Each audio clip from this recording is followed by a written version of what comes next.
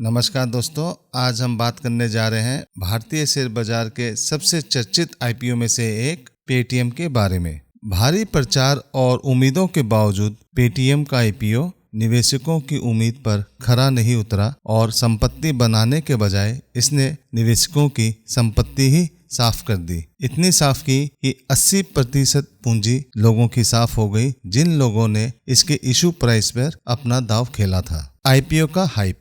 नवंबर 2021 में पेटीएम ने एक जोरदार प्रचार के साथ अपने आईपीओ को लॉन्च किया। इसमें 18,300 करोड़ रुपए जुटाए जाने थे और उस समय यह भारत का सबसे बड़ा आईपीओ बना। शेयर का प्राइस बैंड ₹2080 से लेके ₹2150 के बीच में तय किया गया, जिससे कंपनी का मूल्यांकन 1,40,000 करोड़ से भी ज्यादा का हो गया। डिजिटल पेमेंट्स में पेटीएम की बढ़ती लोकप्रियता ने निवेशकों का ध्यान आकर्षित किया। लिस्टिंग का झटका। लेकिन हकीकत लिस्टिंग डे पर ही सामने आ गई। पेटीएम का आईपीओ 1955 रुपीस के आसपास खुला, जो कि अपनी इशू प्राइस से 9% कम था। दिन के अंत तक ये गिरकर ₹1564 पर बंद हुआ, जो इशू प्राइस से 27% कम था। ये चौंकाने वाला प्रदर्शन निवेशकों और विश्लेषकों के बीच एक बड़ा सवाल बन गया। नुकसान का मुख्य कारण। तो पेटीएम आईपीओ के साथ असल में हुआ क्या था? इसके पीछे के कुछ मुख्य कारण ये हैं। अतिरिक्त मूल्यांकन यानी ओवर वैल्यूएशन। पेटीएम के आईपीओ को बहुत ही ऊंचे दाम पर पेश किया गया और इसके फाइनेंशियल्स को देखते हुए इसका मूल्यांकन वाजिब नहीं था। लाभ की कमी। डिजिटल पेमेंट्स में अग्रणी होने के बावजूद अभी तक पेटीएम कोई मुनाफा नहीं कमा पा रही थी, यानी अब तक वो एक लॉस मेकिंग कंपनी ही थी। ये बेसिकली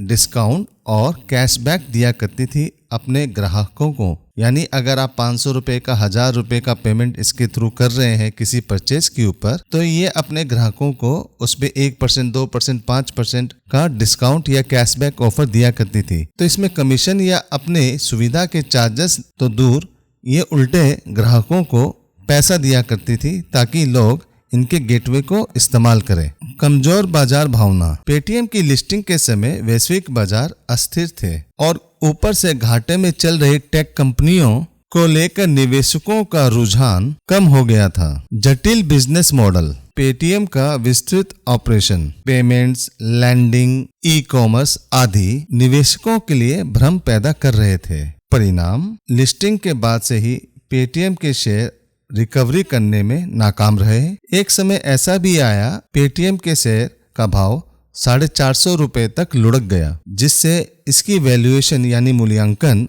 80% तक नष्ट हो गई। जिन निवेशकों ने पेटीएम के शेयर्स इशू प्राइस पर खरीदे थे, तकरीबन उनकी पूंजी ही साफ हो गई और निवेशकों को बहुत बड़ा नुकसान झेलना पड़ा। निवेशकों के लिए सबक। मूल्यांकन यानी वैल्यूएशन हमेशा मायने रखता है। हमेशा जांच करें कि किसी भी स्टॉक का फेयर वैल्यूएशन क्या होना चाहिए। प्रॉफिटेबिलिटी महत्वपूर्ण है। ऐसी कंपनियों में निवेश करना जोखिमपूर्ण हो सकता है जो घाटे में चल रही हो, खास तौर पर जब उनका प्रॉफिटेबिलिटी में आना बड़ा ही मुश्किल लग रहा हो या फिर भविष्य में उनका लाभदायक बनना अस्थिर हो। अपनी रिसर्च जरूर करें। चाहे कितनी भी पब्लिसिटी, एडवर्टाइजमेंट, प्रचार चले, आप अपनी रिसर्च जरूर करें। फोमो से बचें।